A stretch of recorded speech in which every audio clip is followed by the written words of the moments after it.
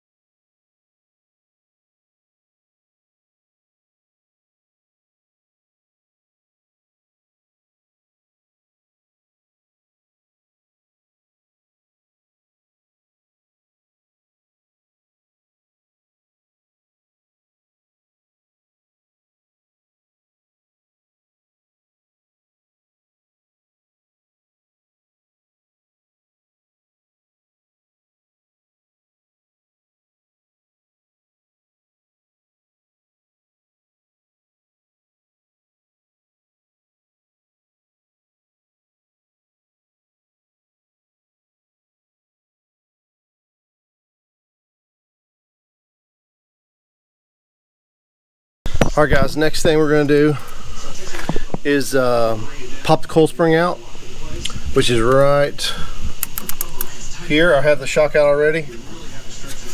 Let's push this down.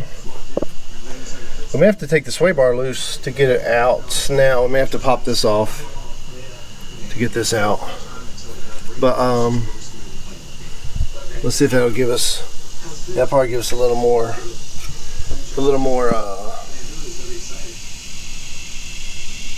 drop there. So let's do that.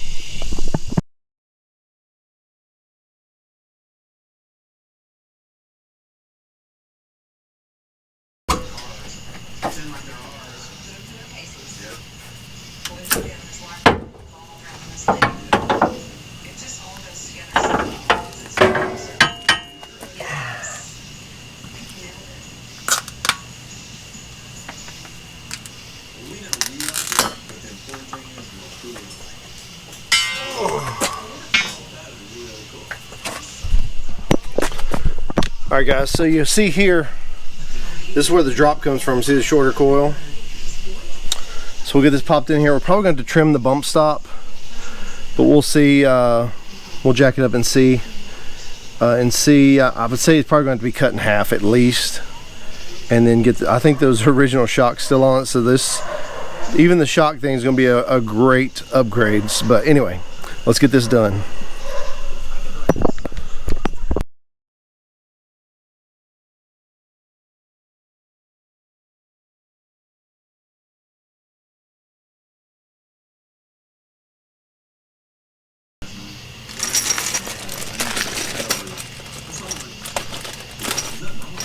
All right, so the shock extender just slides up on there. I think we had a bolt back there. Then one that goes through with a spacer, looks like.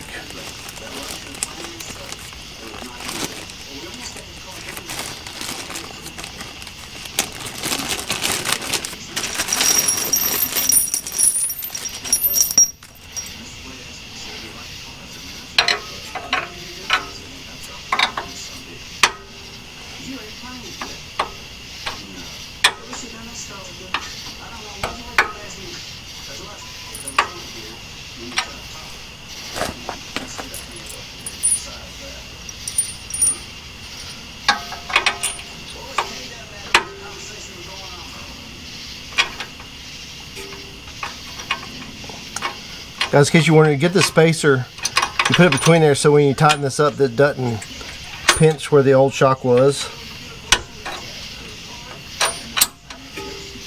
So it doesn't pinch that right there. Because that happens, then that you'll never get it tight. So get that in there. Oh, it came with lock nuts too, nice.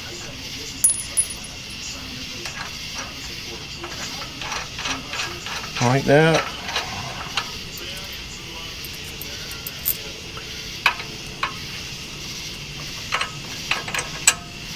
You get a bolt back there.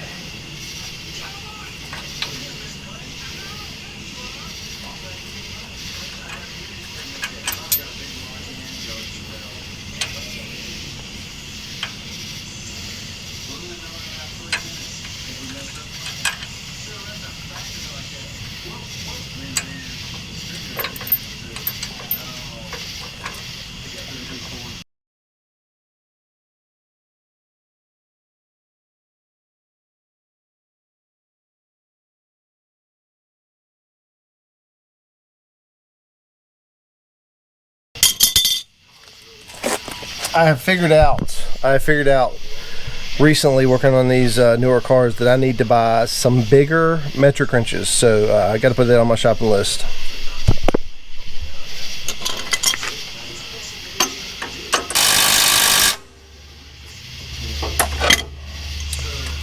Adjustable wrench will always work too.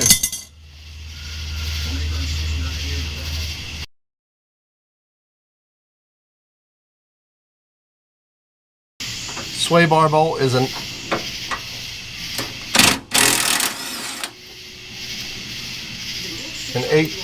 18, excuse me.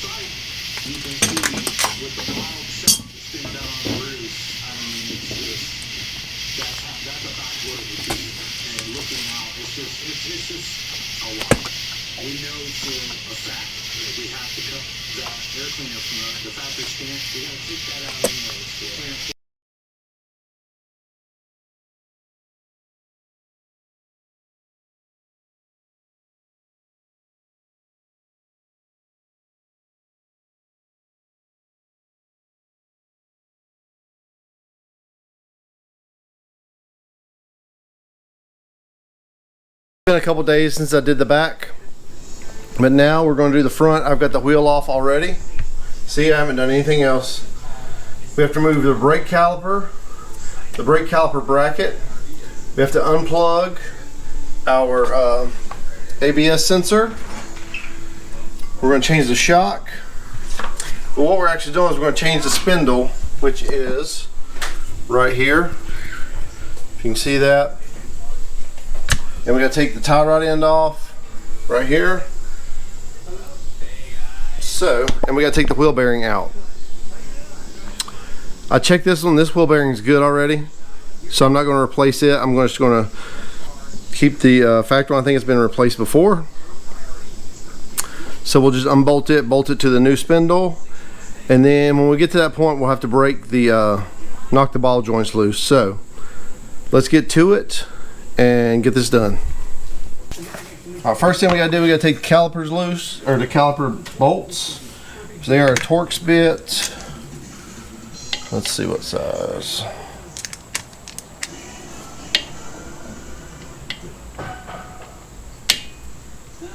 They are a, is that a T50? T55.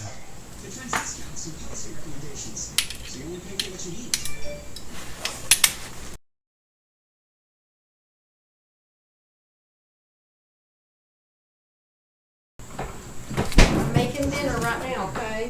Oh my. Woo! Somebody has stripped this one before, I think.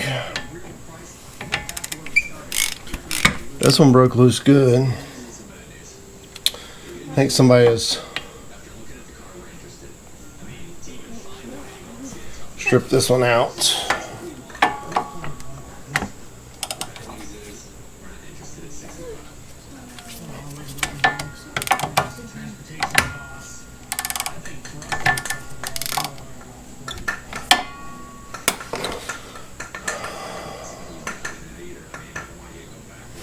So this is going to be fun. Where'd you find that? Alright guys, this bolt is stripped, so I'm going to take the whole bracket loose, which is 18 millimeters, two of them, one there, one here. So I can pull it off and I can actually see what's happening and see what I need to do at that point. But a little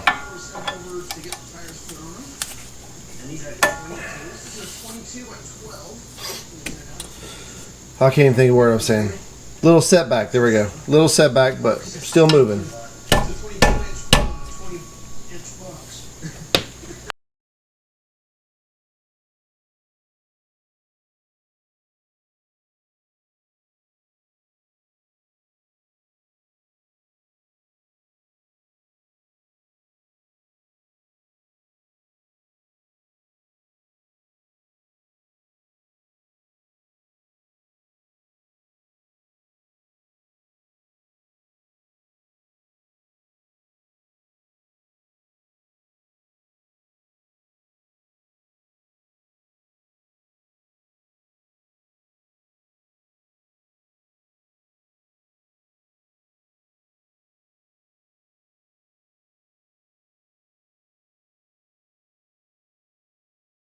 Alright guys, I took the tie rod end loose. Well, I took the bolt off. It is a 18 millimeter. This top one, top ball joint is an 18 millimeter. And the bottom one, I'm not sure what it is. It's probably a 20 or 21. On your ball joints, you don't want to take them all the way loose, just loosen them up. So when it pops loose, it won't fly all the way off. You just want it to pop and catch.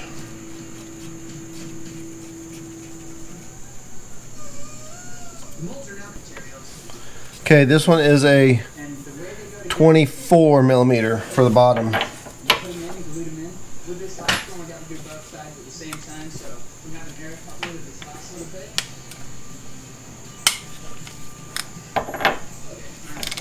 This stuff sets up quick, just makes me anxious every time I use the screwdriver. Just goes really good and put together in the instant. It's really strong.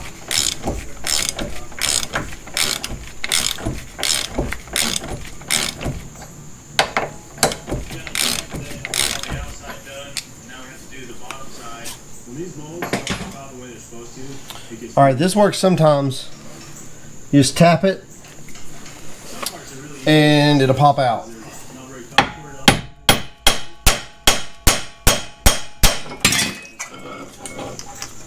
Tie right in, just popped out like that.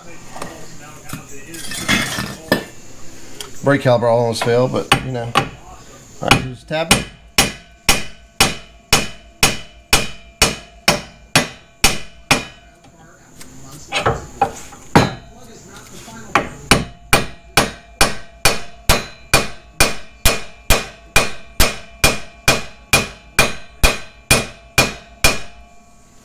I have a pickle for it too, so. Really good at making molds for the smaller pieces, but the big body is coming up next.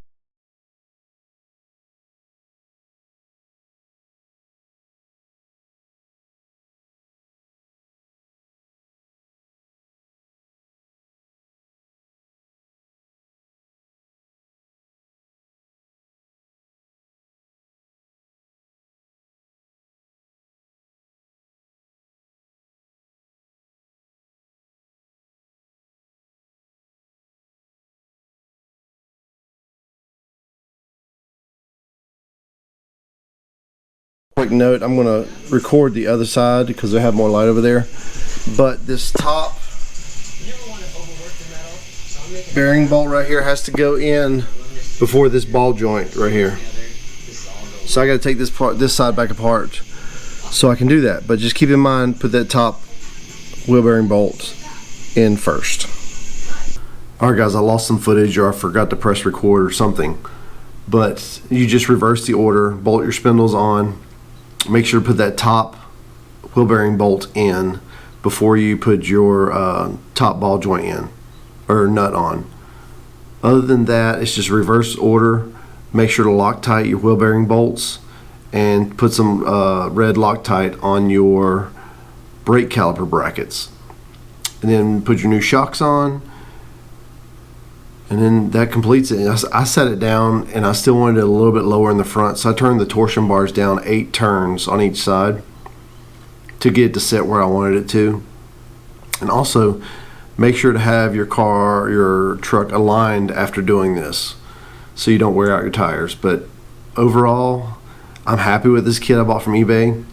It was I think it was well worth the money. The spindles are really good quality. They're actually better quality, well, as good a quality as ones, name brand ones I'd bought for my dually.